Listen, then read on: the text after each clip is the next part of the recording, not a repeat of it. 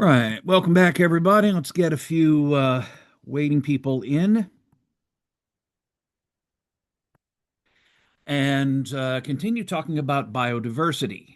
In Monday's lecture, I talked a bit about how we classify life in this hierarchy of groupings, where one or more species belong in the same genus, and then similar genera get put in a family, and similar families get put in an order, and so on, going all the way up to the highest level classification of all, the domain.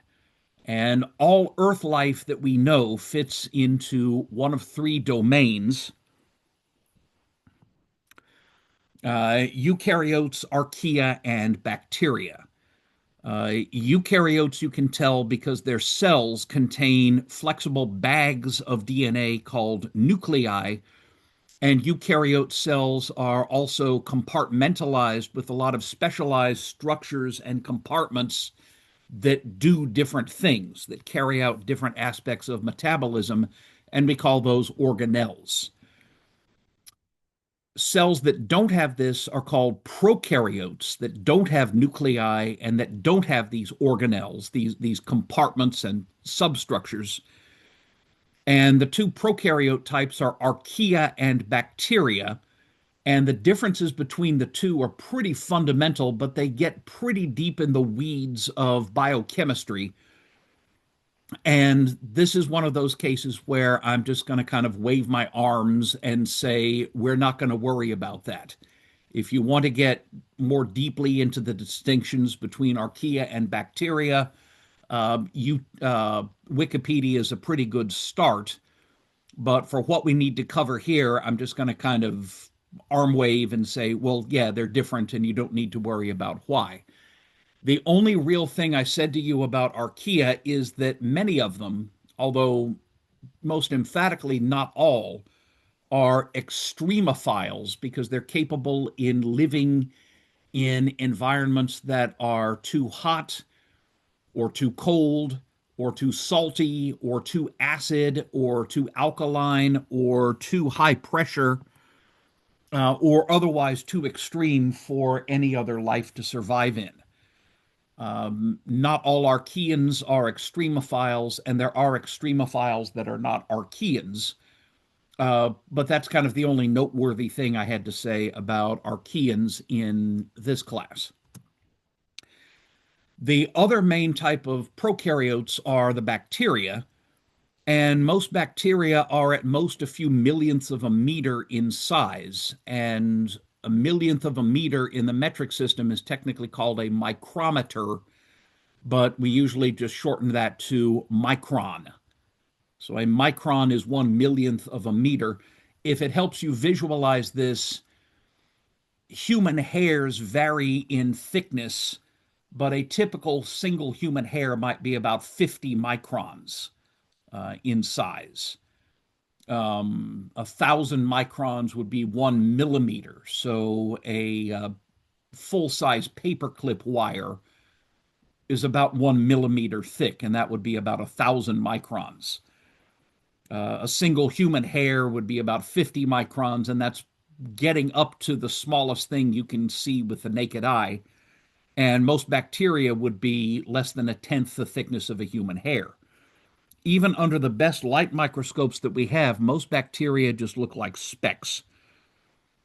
What you're looking at here is a whole bunch of bacteria on a microscope slide. Each one of those tiny little dots looks like a tiny grape, is a single bacterial cell. Each one of those dots is one cell. Um, Incidentally, they're not purple in life. Most bacteria are translucent when they're alive, and to examine them, you not only have to put them on a piece of glass and stick them under a microscope lens, you have to add chemical stains. You have to add these colorful dye chemicals that will bind to the bacteria and turn them colors. Otherwise, they're very hard to see. A long time ago in a galaxy far, far away, I was a medical lab tech at a place called the Berkeley Free Clinic, and I did an awful lot of staining. We take little glass pieces called microscope slides, smeared with one substance or another that a patient might have coming out of his or her body, and I'd put various uh, colored chemicals on them in order to see any bacteria if they were present. Used to stain an awful lot of penile discharge looking for gonorrhea, for example. I've seen more gonorrhea than I could tell you about. Right. We often have to classify and identify bacteria. I had to do this all the time at the free clinic because the type of bacteria made a difference as to, you know, what sort of illness our client might have and what sort of drugs we might have to prescribe in order to get it treated. So, this is often very important in medicine, in public health, in other fields where humans and bacteria come into contact. And classifying them is a complicated business. I'm not going to get too deep into the weeds. A simple way that we do it is just to use the shape of the cells as a classification criterion, or at least a naming criterion. So, what you're looking at here is highly modified bacteria. The bacteria are stained this bluish purple, and they're round. They're little dots. If you could see them in 3 dimension, they'd look like tiny balls, but they look like dots. And the Latin word for a dot is coccus. So these are cocci. One coccus, two cocci. Cocci is the plural. Those are bacteria that are shaped like little dots. Those bacteria are cocci as well, shaped like little dots clumped together. Bacteria that are shaped like rods or like sticks, or if you could see them in 3 dimensions, you'd see they look like sausages, are called bacilli. Bacillus happens to be the Latin word for a stick or a club. So these are bacilli, little rod-shaped or club-shaped bacteria. Up top, the things in purple are kind of long rods. We've got a shorter rod-shaped species of bacterium stained in red down at the bottom of the slide. So those are bacilli. Spiral-shaped bacteria, shaped like little pieces of spring, are called spirilla. So up there at the top, these have been flattened a little bit, but you can see they've got this very regular wave shape to them. Those are spirilla stained in red. Very short spirilla, so short that they're just shaped kind of like little beans or little commas, kind of like bacilli, but they've got a bit of a curve to them, are called vibrios. And down at the bottom, that picture's been taken with a different type of microscope than what we're going to use in your lab. That is a vibrio bacterium, shaped like a little comma. Spirilla is the name for spiral-shaped bacteria, but very long spirals are affectionately known as spirochetes. Up there at the top left, that is the bacterium that causes Lyme disease, which is the rather nasty thing that you can catch from a tick bite. This is why you need to check your hunting or your hiking partners for ticks. And if you start seeing a rash around a tick bite, you need to go to the doctor right away because Lyme disease can be dangerous if it's not treated promptly. Down below, that's a picture through a light microscope. You can see that's another bacterium that's shaped like a very long spiral. That is also a spirochete, and that's the bacterium that causes syphilis, sexually transmitted disease. Oh, incidentally, I'm not going to test you specifically on this, but you're going to see this a couple of times. Like right there, that's the abbreviation for micron or millionth of a meter.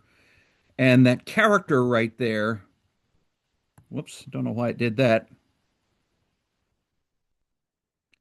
Looks like that. It looks a little bit like a letter U, but it's got a tail hanging down to the left. That is the cursive lowercase Greek letter mu, their equivalent of the letter M. And so micron is often abbreviated as mu or sometimes mu m for micrometer. And again, that's not really going to be a test question, but you're going to see that on several of these slides. And I want to make sure that it's familiar to everybody. That lowercase Greek letter mu is the standard abbreviation for a micron or a micrometer. Now you know. So we have bacteria that can be cocci, bacilli, spirilla, vibrios, or spirochetes. And you can further identify bacteria by how they tend to group together during growth. These are cocci. Each one of those little purple dots is a single cell, and they grow. And as they grow, they divide, they split in two. And after division, they tend to stick together, and they tend to stick together, forming these bunches. I will never test you on the meaning of a word in Greek or Latin. This is not that kind of course. Some people find it helps to retain vocabulary if you learn some Greek and Latin roots. So I will never ask, what is the Greek word for bunches of grapes? I'm not going to ask that on a test. You might find it helpful to retain the information if you know that these are staphylococci. They're cocci, they're round, and staphylos, meaning bunch of grapes, is the word we use for cocci that grow together in these clusters, in these bunches. Stained purple like that, they actually vaguely look like bunches of grapes. So staphylococci are cocci that stick together in bunches. By the way, there are some species of staphylococcus that cause skin infections. You might have heard of somebody getting a staph infection. Well, that staph is short for staphylococcus. One thing people are concerned about these days is there is a bacterium that can cause skin infections, and it's very hard to treat because it's resistant to most of the antibiotics that we have. It's called MRSA, MRSA. MRSA stands for multi-drug resistant Staphylococcus aureus. So a strain of the species Staphylococcus aureus that's resistant to many drugs. That's what MRSA is. So MRSA is a Staphylococcus. You'll find other species of bacteria that are cocci that grow in pairs. Let me see. So we've got a pair right there, and there's two pairs. Sometimes these will grow in quads. And there's another pair right there, and there's another pair. We call those diplococci because diplo is Greek for double. So diplococci or double cocci. I used to see a lot of these in my work at the Berkeley Free Clinic because a species of diplococci is responsible for gonorrhea, one of the more common sexually transmitted diseases we used to see. So I would stain these microscope slides with a smear of somebody's penile discharge and look for diplococci to try to confirm that it was gonorrhea and not something else like chlamydia or uh, uh, urea plasma or something like that. Um, Diplococci, by the way, a different species of diplococci is responsible for bacterial meningitis. So you might see these in the fluid from a spinal tap as well if you're having to diagnose somebody who might have bacterial meningitis, an infection of the membranes that surround your brain and spinal cord. We never had to do that at our free clinic, but hopefully you never have to deal with it at all because spinal taps are very painful. But that's another diplococcus that doctors might see. And here we've got cocci that are growing in chains. And we call these streptococci because streptos is Greek for twisted. So think of a rope. These cocci are growing together in long chains that look just like ropes if you're on drugs. Um, so that's where that name comes from. And again, you don't have to know that streptos is the Greek word for twisted, but it might help you with the vocabulary a bit. By the way, there are species of streptococci that cause throat infections. You may well have heard of strep throat. Well, strep here is short for streptococci. We used to test for these all the time at the free clinic because some varieties of streptococci would cause a throat infection, but you'd get better from it, and antibiotics wouldn't really help all that much. But other strep throat infections, other types of streptococci, there was a risk that they'd get deeper into their body and they could cause damage to your heart and your kidneys. And we had this test that we do to see whether we had uh, what type of streptococci we had, whether we had beta hemolytic strep type A or beta hemolytic strep not type A. So again, that strep throat is something you might have heard of that has its name because it's caused by streptococci. Ta-da! Okay, the best light microscopes of all are still never going to show more detail than tiny little, dots and sticks when you look at bacteria. To see more, we have to turn to devices invented back in the 1930s called electron microscopes. Great fun to play with, but cost six figures each and require special training to run. That's why we don't have these in your lab.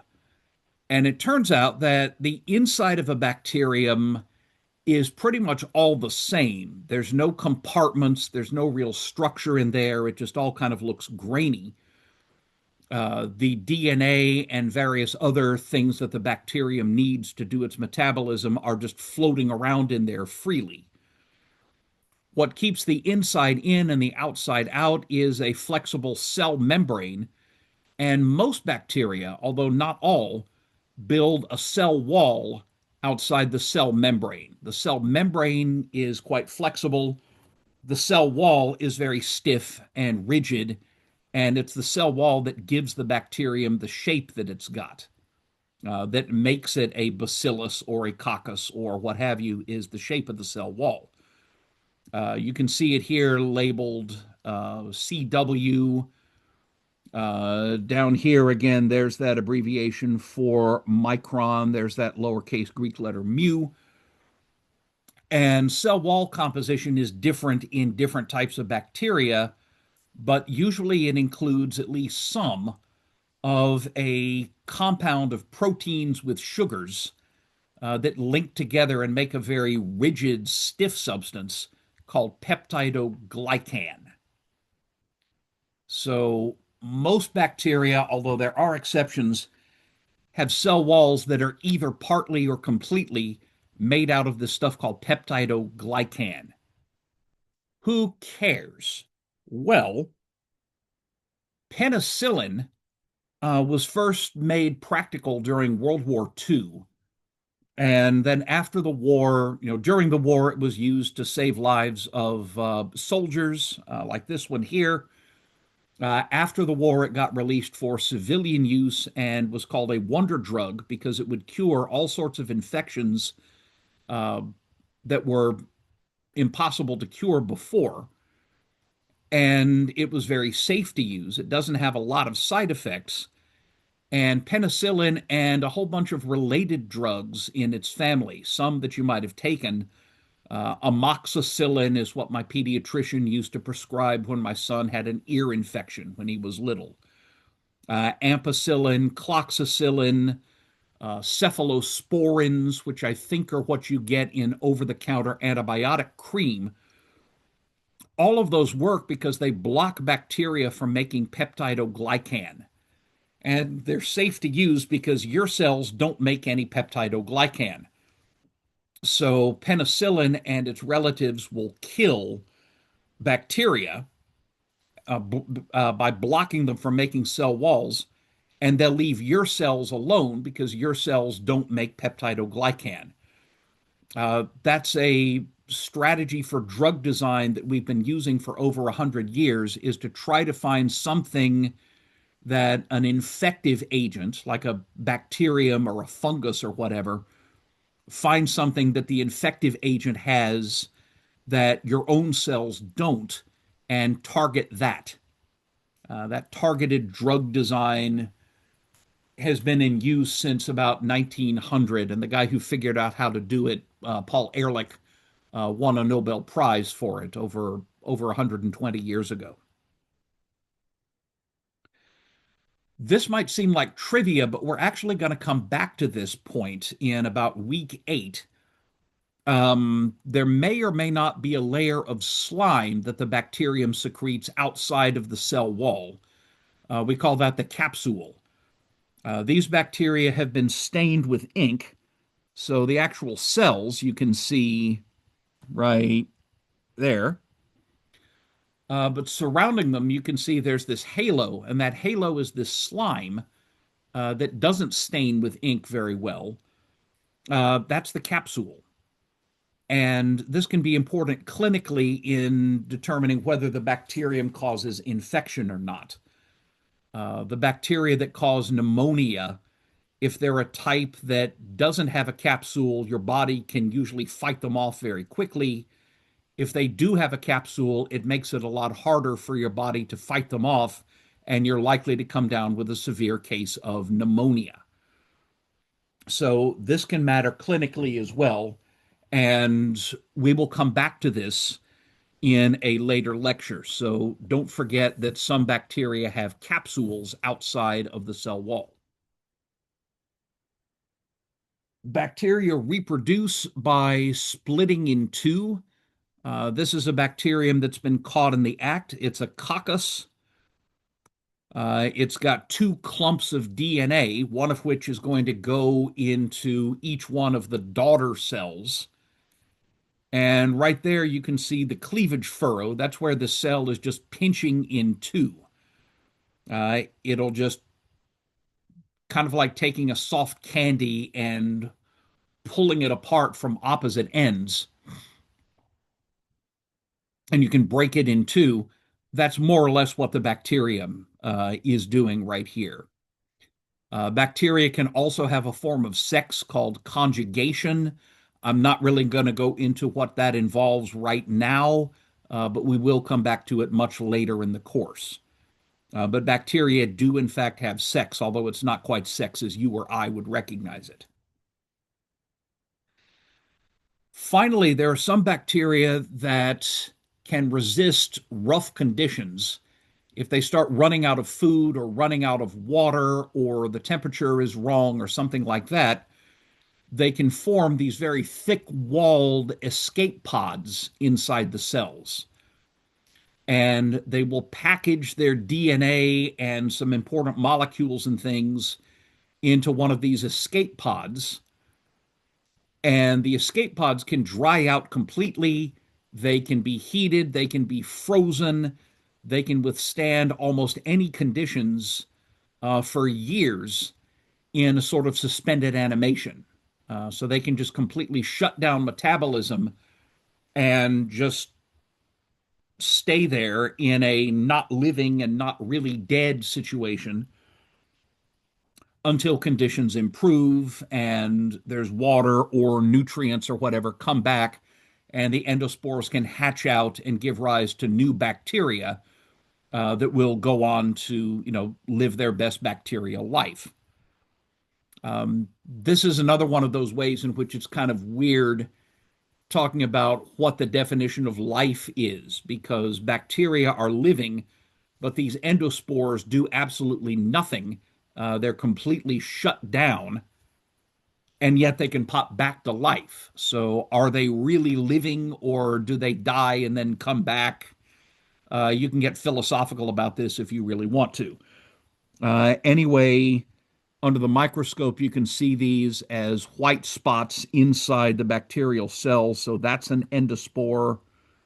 That's another endospore right there. And then in this species, the endospores appear at one end. So that's an endospore right there. You have these bacilli that make endospores at one end. Microscopists actually call these tennis rackets because they look like a tennis racket if you're on drugs. Right. I guess y'all don't remember this. I do. I was teaching on campus. I'd been here for about 4 years when September 11th, 2001 happened, and some terrorists hijacked passenger airplanes and flew them into the Pentagon and the World Trade Center. I guess you've all heard about this. I was right outside the student center when somebody told me it happened, and then I walked right in, and all the screens were tuned to news coverage. This is the kind of thing that you'll always remember exactly where you were when it happened. Just like my mom can remember exactly where she was when she heard that President Kennedy had been shot. Anyway, a few days after the 9/11 attacks, somebody sent envelopes containing a fine white powder, sent it to several congressmen and sent them to some media outlets so that when these envelopes would be opened, the powder would just spill out. And the powder was endospores specially prepared of a bacterium called Bacillus anthracis. Bacillus anthracis causes a disease called anthrax. Anthrax getting into your skin causes these ugly black pustules to break out on your skin. Anthrax getting into your lungs will kill you within a couple of days. Even with the best medical treatment, it's not guaranteed that you're going to survive. It's a very fast moving, very dangerous infection. And those endospores have been never used in combat, but they've been tested by both Westerners and the Soviet Union ever since World War II as a possible biological weapon, something you could package and drop behind enemy lines if you wanted to make a whole bunch of soldiers deathly ill very, very quickly.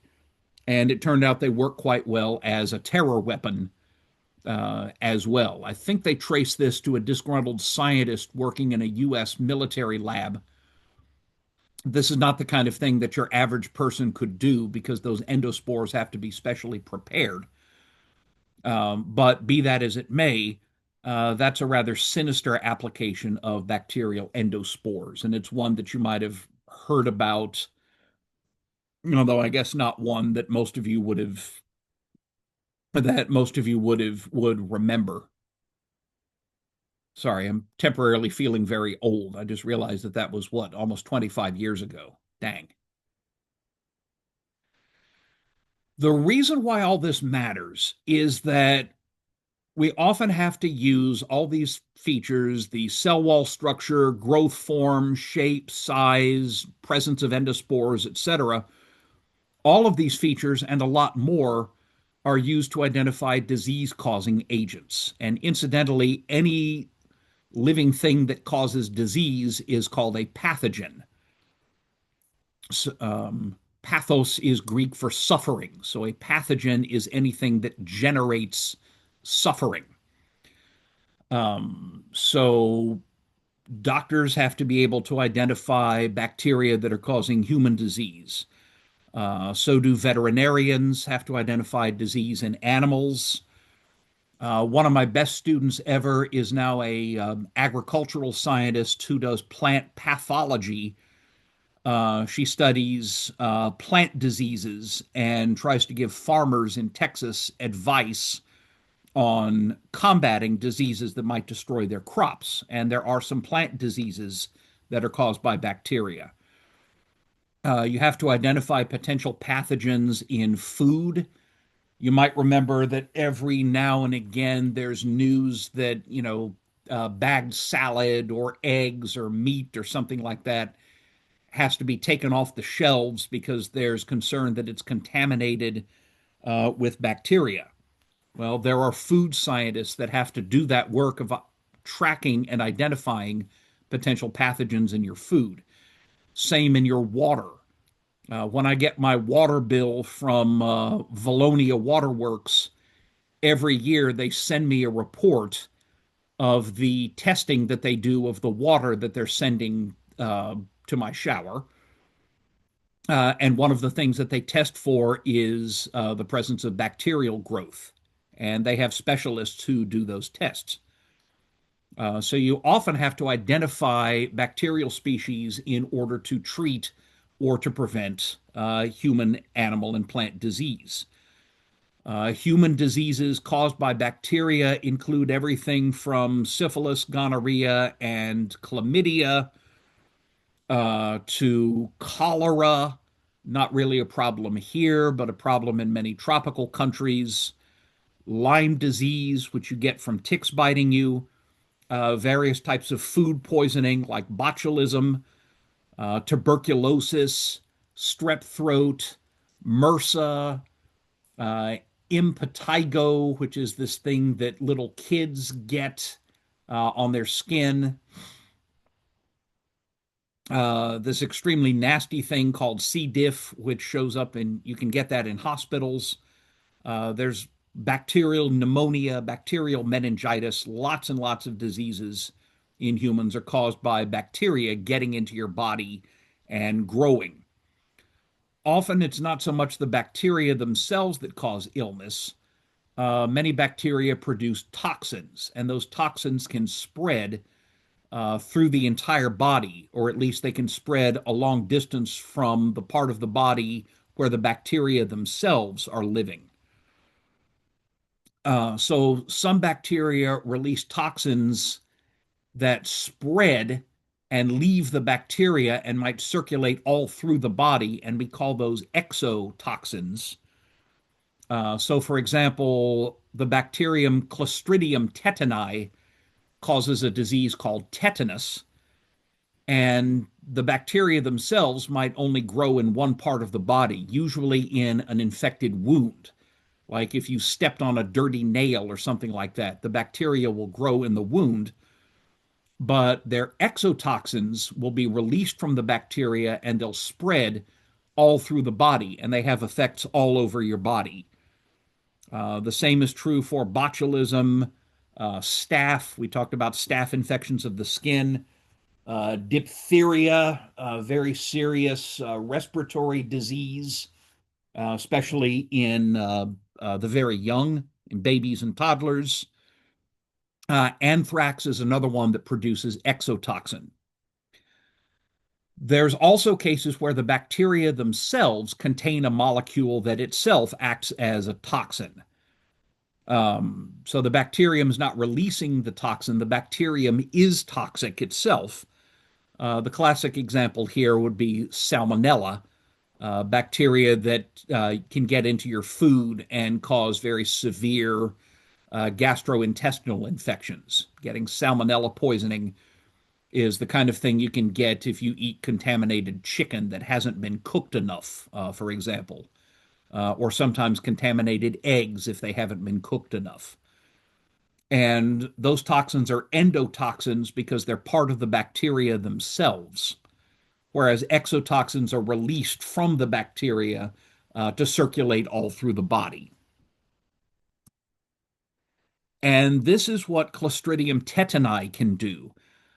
This is a painting of a British soldier dying of tetanus.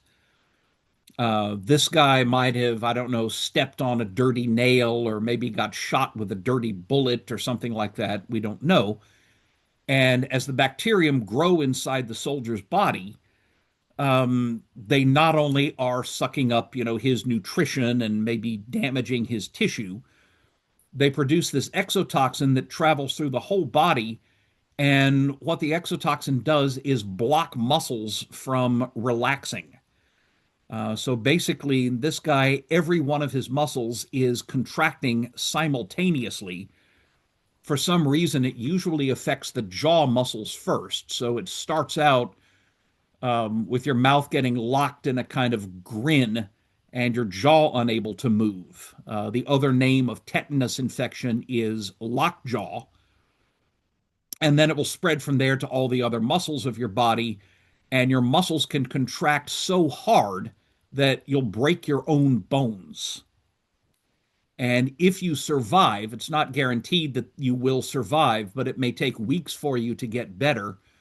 It's not a given that you'll survive even with the best medical care. If tetanus gets this bad, you can still die from it even in the best hospital in the world. This is why getting a tetanus shot is a good idea. You really do not want to get this. This is life threatening, and it's caused by an exotoxin.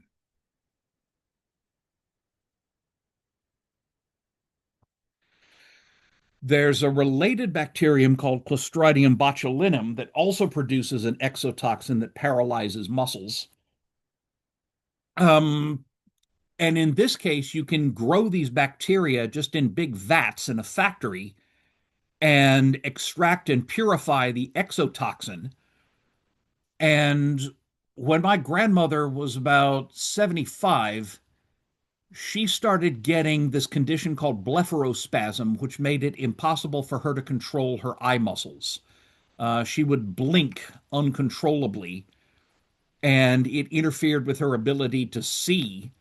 She couldn't drive a car because she was constantly blinking, and this would have pretty much incapacitated her. But botulism toxin had just been approved as a medical treatment, and she'd have to travel a long ways to get to the doctor, at least at first. Now I think this is everywhere. But she'd come stay with us. She'd go to this doctor in Houston, and she'd get injections of botulism toxin in her eye muscles. And she'd come back looking like she'd just been in a fight because she'd have bruising around her eyes, but her eye muscles were no longer uncontrollably blinking. She'd be able to see fine for about 6 months because that toxin would paralyze her eye muscles and only the eye muscles that it had been injected into. And it kept her active for another 30 years. She finally died at the age of 105. And it was botulism that made it possible to have a very active and very good life for all of those 30 years. The exotoxin is also used by cosmetic surgeons to tighten up facial muscles. It does paralyze your facial muscles, which means you look like a mask, but since it's those facial muscles that pull on the skin and cause wrinkles, getting Botox injections means that your skin doesn't wrinkle. I mean, it still makes you look a little bit scary, but at least you don't get wrinkles. And I guess that's the important thing to people who are getting this. Anyway, that Botox, both used to keep people from wrinkling and used to deliberately paralyze my grandmother's out of control blinking muscles, actually has medical uses. And that's an exotoxin that's derived from a bacterium called Clostridium botulinum. So some of the stuff that I teach is actually useful. Actually, a lot of it is, but some of it are things that might actually be useful to you, or that at least you might have heard of. I've talked a little bit about disease-causing bacteria, but the overwhelming majority of bacteria are harmless, and you find them everywhere. There are hundreds of different species of bacteria living on your skin. There are hundreds more species of bacteria living in your intestine. There are more bacteria living in your intestine than there are humans on the planet. So many that about half the weight of every one of your bowel movements is bacteria. That's how common they are. It's a fact you probably did not want to know. Too late. And you actually would not be healthy if you didn't have those bacteria. You would not do well. You'd have a hard time getting certain nutrients if you didn't have bacteria growing in your intestine. So you've got them on and in your body. They're present in natural bodies of water. They drift through the air. There are huge numbers of bacteria in soil. You find them on plants and animals and in rocks. They're everywhere. It's really a bacterial world, and we're just living in it. They're the ones that are kind of running the show. And at the very end of this class, we'll talk about some of why they can be so important in on Earth as a whole. The only thing I'll say about bacterial ecology for now is there are many bacteria that require oxygen to live, like you do, and we call these bacteria aerobic. And you can tell aerobic bacteria because they're the ones that are wearing leg warmers and always going, and one, and two, and one, and two. Why didn't I take Zuma? And one, and two. Anyway, just kidding. Aerobic bacteria require oxygen. A lot of bacteria don't need oxygen, and they may even be poisoned in the presence of oxygen. They can only live in habitats that don't have any, like the smelly black mud at the bottom of a pond, for example, is a no oxygen zone. And there are bacteria that live there just fine, and we call these anaerobic. And there are some bacteria that can go either way. They're called facultative. And many bacteria in nature are what we call decomposers, and that means that they live by breaking down dead organisms. If you have a dead plant or a dead animal in the forest, bacteria will do a lot of the work of breaking it down, uh, causing it to decay, ultimately releasing macromolecules back and important atoms, ultimately releasing all that schnapps back into the environment, ultimately for other living things to use. So, you know, deer gut piles in the forest, dead leaves, all of, dead people buried in the ground, all of those are ultimately broken down and their atoms are returned to the source that they came from, thanks to the work of decomposers. And a lot of bacteria are decomposers. Blue-green bacteria like this are relatively large and they're blue-green. They're called cyanobacteria. And bacteria like this are photosynthetic, i.e., their metabolism is powered by light energy, ultimately from the sun, plus water, carbon dioxide, and a few minerals. The same thing that plants do. These carry out photosynthesis, just the way that green plants do. There are some species that can grow in water in huge numbers and create these big mats of slime. If you've ever looked at, like, I don't know, the pond on Meemaw's farm in summer, especially if there's a lot of cow manure washing in, it may get this mat of blue-green slime on top. That mat is going to be made mostly of blue-green bacteria, cyanobacteria. Those can make the water very toxic on the one hand. On the other hand, cyanobacteria and green plants, as a byproduct of photosynthesis, produce oxygen gas, which animals, including us, have to breathe. We need oxygen to survive. Oxygen is provided as a waste product of the photosynthesis of not just green plants, but blue-green bacteria as well. That's a view through what we call a scanning electron microscope of a single-celled blue-green bacterium called Prochlorococcus. We didn't even know this thing existed until 1986, which I guess seems like a long time for you.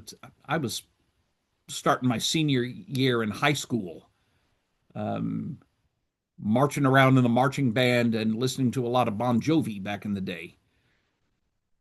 Shit, I am old, aren't I? Anyway, not important. It's very small, less than 1 micron in diameter, but The number of Prochlorococcus cells in the world's oceans at any given moment is roughly 1 with 27 zeros after it. That's 10 to the power 27 or a billion, billion, billion. Okay. A billion of billions of billions is how many Prochlorococcus cells there are in the world's oceans. They're constantly dividing, they're constantly getting eaten by slightly larger organisms, so that number is constantly fluctuating. But at any given moment, these billion, billion, billion Prochlorococcus cells are producing roughly 20%, one fifth of the oxygen in the air. So, for all the breaths that you take, roughly a fifth of them were provided to you by Prochlorococcus cells in oceans all over the world. That's quite a lot of oxygen. You wouldn't survive without it. That's how important some of these prokaryotes can be. I'm imagining you all staring at the screen going, ooh, ah, wow. You should. Few more bacteria you might encounter in daily life. Bacteria deliberately added to milk break down, their metabolism involves breaking down the lactose, the sugar in the milk, and converting it to acid. And this is what converts milk into buttermilk, sour cream, and yogurt. That's why those food products are kind of sour tasting. They've had bacteria deliberately added to them to ferment the sugar into acid, into lactic acid. If you add certain bacteria to wine or beer or alcoholic cider, those bacteria will convert the alcohol into another type of acid called acetic acid, and that's how you get vinegar. That's how you get wine vinegar, malt vinegar, apple cider vinegar, or whatever vinegar you happen to have. That's produced by deliberately adding bacteria. Bacteria are deliberately added to the dough that's used to make sourdough bread, and they put the sour flavor in the dough. They're deliberately added to certain cheeses, the particular taste of things like provolone and Emmental, so-called Swiss cheese. They get their flavor, and in the case of Swiss cheese, they get their holes because they've been deliberately inoculated with specific types of bacteria. Bacteria ferment foods. If you've ever had natural sauerkraut, that's cabbage that has had a specific type of bacteria added that converts the sugar in the cabbage into lactic acid and makes it sour. Bacteria are what are responsible for breaking down waste in sewage treatment. My septic tank contains enormous numbers of bacteria that feed on and break down all of the waste in my septic tank. You know, whether it's coming from the kitchen sink or coming from the toilets, it gets broken down by this bacterial culture in my septic tank. And most of it is eradicated that way, although eventually enough will build up that I have to go get the septic tank pumped. The same thing is true of sewage treatment plants. They work in the same way. They're basically giant bacterial farms where it is countless cajillions of bacteria that break down all of the waste, all of the poo, and all of everything else that comes into the sewage treatment plant, leaving behind cleaner water that can be safely returned to the environment. There are strains of bacteria that have been used to clean up oil spills because they're actually capable of breaking down crude oil. There are strains of bacteria that, as part of their metabolism, can extract metal out of crushed rock. And those have been used for cleaning up old mines. The rubble left behind by mining operations often has toxic metals in them. Bacteria have been used to do the cleanup. Really big one, and we'll get back to this at the end of the course. That's a soybean plant, and if you look carefully, you can see that it's got some lumps on it. Those lumps on the soybean root are made by bacteria that live inside the plant roots, but they don't make the plant sick. What they do is take nitrogen gas out of the atmosphere, the N in schnapps. There's loads of nitrogen in the atmosphere. The Earth's atmosphere is something like 78% nitrogen gas, but just nitrogen gas is not a form that most living things can absorb. One of the few living things that can absorb nitrogen gas are these bacteria that take nitrogen gas, convert it into forms that the plants can use, convert it into nitrates, and the plant can then take up these nitrates and use them in its own metabolism. So the bacteria depend on the plant for a place to live. The plant depends on the bacteria for a source of nitrogen. This is common in a whole group of plants called legumes, which includes all your beans, all of your peas, um, clover, alfalfa, even some trees like mesquite and wisteria, things like that. Those are all legumes, and they all depend on having these bacteria living in these lumps on their roots. If you want to know more, Dr. Mukherjee in our department actually studies this because studying it can be really important in agriculture. This is why you can boost the fertility of your soil by growing clover or alfalfa on it for a year. That will actually put usable nitrogen back into the soil after it's been taken out by growing other crops. So you can boost your soil fertility by growing the right crops on the soil and understanding how these bacteria work. And as I've said, the human body contains thousands of bacterial species, and they're critical for human health. You would actually not be healthy if you didn't have hundreds of bacterial species living in your intestines. You've got lots of others in your mouth, you've got them on your skin, they're everywhere. You're basically wading each day through a bacterial soup. Most of them are necessary for health. Some of them can cause problems if they grow in the wrong place or if they get out of control. Underarm odor, for example, is caused by having too many bacteria breaking down, feeding on skin secretions. So you probably don't want too many bacteria under your arms, or you start smelling bad. But most of them are necessary, and there's a lot of active research being done on what these bacteria actually do. When you get supplements or foods that have had probiotics added, what those probiotics are bacteria, usually in a dormant state. And the idea is that you could improve the health of your digestive system by introducing the right bacteria, and these might help you lose weight and maybe not get gastrointestinal sickness or things like that. I do not claim to know how well these things work. I'm not a specialist in this field, but if you see probiotics advertised, this is what they're advertising. This is what they're talking about boosting the healthful bacteria content in your guts. And on that note, I believe that's all we have for today. So I am going to, if I can figure out how, there, I'm going to go ahead and stop the recording. And remember, you can get this recording on Blackboard. I'll upload the link in about an hour.